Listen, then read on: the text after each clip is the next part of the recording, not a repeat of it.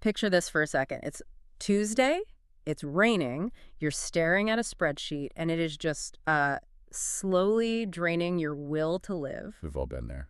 And you finally do it. You open a new tab, you book the one-way ticket to Bangkok, and like instantly the movie starts playing in your head. Oh, yeah. You're seeing the golden temples, the street food that costs like 50 cents but tastes incredible, the beaches, just this endless summer life. It feels like you're buying a permanent vacation, right? It is such a seductive image. I think we've all had that daydream. Hmm.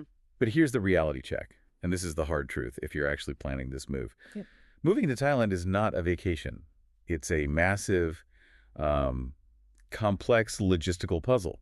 And if you treat it like a holiday, it can turn into a nightmare really fast. A nightmare of lost deposits and visa stress and just standing on a humid road wondering why you can't get home. Exactly. And that is why today we're doing a deep dive into the art of relocation. We aren't just looking at travel blogs. We're pulling from a really serious source of expertise. We're looking at advice from moveandstay.com. Right, and this is crucial because moveandstay.com isn't some backpacker forum. They've been in this game for over 25 years. We're talking since around the year 2000. Wow. And they specialize in a very specific niche, helping business travelers, corporate teams, entrepreneurs find extended stay solutions all across Asia Pacific. So these are the people connecting professionals with service departments, serviced offices. They've seen thousands of people make this move. And they've seen thousands of people make the same mistakes. They know the difference between a tourist who's there for a week and a professional who needs to actually function, work, and, live. So that's our mission today. Simple. We're going to identify the mistakes that drain your bank account and your patience and figure out how to go from tourist to resident without losing your mind. I love it. Actionable intelligence. So let's start at the very beginning. You land in Bangkok. You've got your bags. What's the first huge pitfall? The first one actually happens before you even land. Or, well, it happens when you try to leave again for a weekend trip. It's assuming that Bangkok just has an airport. Wait, I feel like most big cities have one main airport. You fly to London, it's Heathrow, New York, JFK. If I say Bangkok, isn't there just one place? If only. No, this is a classic rookie mistake, and it's an expensive one. Bangkok has a dual airport system. You have Suvarnabhumi.code BKK. Okay, BKK, that's the big one. That's the massive modern international hub, the shiny glass fortress where your flight from Europe or the U.S. probably landed. Right. So what's the other one? The other one's Da Nang, or DMK. It's the older airport. And here's why it matters. It handles a ton of domestic and budget airline flights. I see where this is going. So you've been in Bangkok a week. You book a cheap flight to Phuket for the weekend. You just assume it leaves from BKK, the airport you know. Because that's the airport in your head. Exactly. So you get in a taxi, you go all the way to BKK, and you find out your flight is leaving from DMK on the complete other side of the city. And Bangkok traffic is legendary. You can't just zip between them, can you? Absolutely not. In rush hour. Yeah. That's a missed flight, guaranteed. We're talking an hour, maybe two. The source material is so clear on this. Write down the code, BKK or DMK. Don't just autopilot your way to the wrong airport. Okay, speaking of expensive taxi rides. Yeah. Getting out of the airport, functioning in the city, hailing a taxi in Bangkok looks stressful. It is chaotic. And the complaints are always the same. The language barrier, the classic meter broken excuse where they try to charge you a flat rate. Which is always triple the real price. Always. But the sources we're looking at offer a total lifesaver, and it's one word: Grab. Grab. That's the Uber of Southeast Asia, right? Pretty much, yeah. Yeah. But it's so much more integrated into daily life. It does cars, motorbike, taxis, food, packages. But for a newcomer, the key benefit is psychological. How so? It sets the price up front. So it just eliminates the negotiation entirely. Completely. No haggling, no anxiety of, is this driver taking me the long way? You put the destination in the app, the price is locked. It just removes all that friction. That's huge for peace of mind. But what about the public transport? The BTS SkyTrain and the MRT subway? They're fantastic. Clean, air-conditioned, and they float right over the traffic. Yeah. They don't go everywhere. They're like the main arteries. For that last mile to your apartment, especially when it's pouring rain, Grab is essential. You mix and match. Okay, so what about driving yourself? I mean, renting a scooter seems like a rite of passage for expats. What's the culture like on the road? The read is that you need to throw your Western rulebook out the window. Traffic lights are often treated as suggestions. Suggestions? That sounds Terrifying. It's just a different system. It's more of a flow. Think of it like a school of fish, not a rigid grid. A horn isn't always aggression. It's just a signal, like, hey, I'm here. So if you're the kind of driver who expects everyone to stay perfectly in their lane, You are going to have a very bad time, and you might get hurt. hmm, The advice is really clear. If you're not comfortable with that fluidity, stick to ride shares. And if you do, rent a scooter, wear a helmet. wear a helmet. Not just for safety, which is obvious, but because police checkpoints are super common. No helmet, no valid international license, you're getting a fine. And your insurance probably won't cover you if you crash. Exactly. It's a critical detail that can bankrupt you. Okay, let's move from the road to the roof over your head, finding the base. This is where moveandstay.com's expertise really comes in. Right. And this is the big difference between a tourist and a resident. A tourist needs a hotel for a week. A resident needs a base of operations. And Move and Stay specializes in this with things like service departments. Can you unpack what that actually is? Is it just a fancy hotel? It's a hybrid that solves the gap month problem. Yeah. You don't want to sign a 12-month lease on a condo you've only seen online, right? No, that's incredibly risky. But living in a hotel for a month is expensive. And you have no kitchen, you're living out of a suitcase. A service department gives you the best of both. So like cleaning service, but also a kitchenette. Exactly. Front desk and security, but also a living space. It lets you land, breathe, and then look for a permanent place without being desperate. It's perfect for that initial corporate relocation period. That sounds ideal, but the sources point out a huge mistake people make when they start looking for that permanent place. The rushing mistake. Yes, I'll just book the first nice thing I see online error. It's so tempting. Yeah. But commute times in Bangkok are incredibly deceptive. Something might look like 2 miles away on a map. Which is a 5-minute drive in most cities. In Bangkok, that could be a 45-minute nightmare in traffic. Okay. Or the walk is down a street with no sidewalk. You just cannot judge a location from a pin on a map. So the advice is boots on the ground. 100%. Do not sign a long-term lease until you have walked the neighborhood. Go at different times of day. Is that quiet street actually a loud market after 6 p.m.? Is the walk to the train station well lit?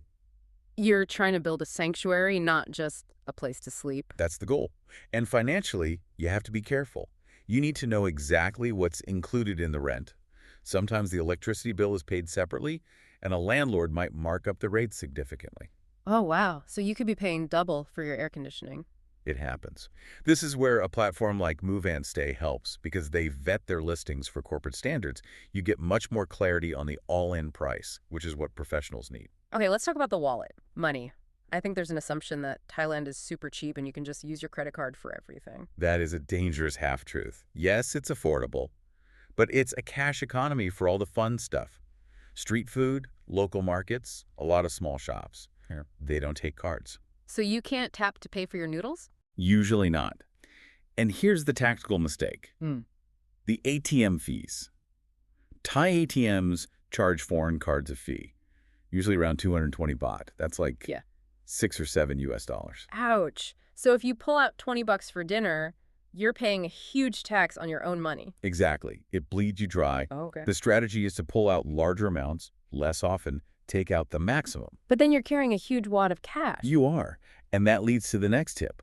You have to break those big 1,000 baht notes. Don't try to pay a street vendor for a 50 baht snack with a giant bill. Right. It's rude and they won't have change. They won't. So you go to the holy grail of Thailand, 7-Eleven, they're everywhere. Buy a bottle of water, pay with a big bill.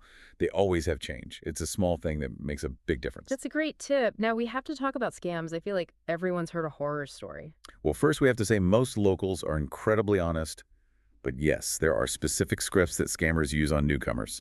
The most famous is the attraction closed scam. How does that work? It sounds so simple. That's why it's brilliant. You're walking to the Grand Palace. A friendly, well-dressed local approaches you and says, "Oh, so sorry, the temple is closed today. Special ceremony." And you believe them because why would they lie? Exactly. But then they say, "Don't worry, I know a special temple and a great place for gems." Ah, the pivot. The pivot. It's a classic bait and switch. The temple isn't closed. They just want to divert you to a shop where they get a commission. The rule is, always verify it yourself. Walk to the gate. What about the tuk-tuks? Iconic, but financially risky. Very. The mistake is getting in without agreeing on a price first. If you just get in and say, "Take me here," you've signed a blank check. They can name their price when you arrive. And they will. Always negotiate before you sit down. Or honestly, just go back to using Grab. You get a fixed price, no surprises. Any other hidden costs to watch out for? National park fees. Foreigners pay a much higher entrance fee than locals. It's official policy, but it adds up. And of course, traffic fines if you're riding that scooter without a helmet. Okay, let's shift gears to something a bit more intangible. The vibe, the culture. This seems to be where people either fall in love with the place or leave frustrated. This is the make or break factor, absolutely. You can figure out the subway. But can you figure out the rhythm of the country? Thailand is the land of smiles. Yeah, That sounds relaxing. it is. But relaxing can be maddening if you're trying to operate on a Western corporate timeline. Appointments might start a little late. Service might be slower. So that instant gratification mindset. It will create misery for you. The mistake is trying to force your timeline onto Thai culture. You will lose every time. The key is to go with the flow, adjust your internal clock. And that ties into the concept of face, right? Getting angry in public is a huge no-no. Huge. Shouting, demanding to see a manager Yeah. that causes everyone to lose face. It Yeah. shuts down all communication. The smiling stops. Being calm, cool, and smiling, even when things go wrong, will get you so much further. Okay, and language. Can you get by with just English? In the tourist zones, yes. But the question is, do you want to survive or do you want to thrive? The verdict is clear. You can't thrive on English alone. But Thai is hard. It's tonal, a whole new script. It is hard, but it's not about becoming fluent. It's about respect. Learning the basics, hello, thank you numbers. Is it spicy? It completely changes how people interact with you. It shows you're trying. Precisely. It signals you aren't just another tourist wallet. It bridges the gap between outsider and guest. Just saying, "Sawadee crap" goes such a long way. There's one last trap mentioned, the expat bubble. This is such a comfortable trap. You move, you're overwhelmed, so you find people from your home country. You eat at Western restaurants, hang out at Irish pubs. It feels safe. It feels like home. It is safe. Yeah. But the advice is to be careful relying only on that network. Expat advice can be outdated or just plain cynical. You'll meet people who've been there 10 years and just complain. So who should you ask for advice? Locals. If you need a good mechanic, ask your Thai neighbor, not the guy at the pub. If you want amazing food, look for the place with plastic stools and a line of locals out the door. The golden rule of street food. High turnover means it's fresh. And it means authentic prices and flavors. It's safer for your stomach and way better for your wallet. So to recap this whole mission plan for someone ready to make the move. Okay, step 1, logistics. Check your airport code, BKK or DMK. Download Grab before you land. Step 2, housing. Don't rush it. Use a service like Move and Stay for a professional landing pad for that first month. Then get your boots on the ground to scout a long-term neighborhood. Step 3, money. Cash is king. Watch the ATM fees. Break your big bills at 7-Eleven. And if a stranger tells you a temple is closed, just smile and keep walking. And finally, the mindset. Learn a little Thai. Be patient. And step out of the expat bubble. You know, it seems like the common thread through all of this is humility. That's a great way to put it. The biggest mistake is arrogance. Thinking you can just import your lifestyle and that Thailand should adapt to you. It's not about changing your location. It's about changing yourself. No, it's not. And that's really the core philosophy here. The biggest error is treating Thailand like a theme park. It's a real country with a deep, complex culture. So if we had to leave the listener with one final thought. I'd say this. Are you moving to Thailand just to change your view? Or are you willing to change your mindset?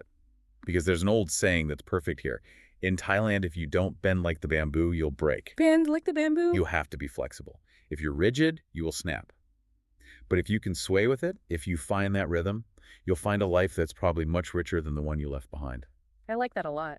Thanks for unpacking all this with us. My pleasure. Safe travels.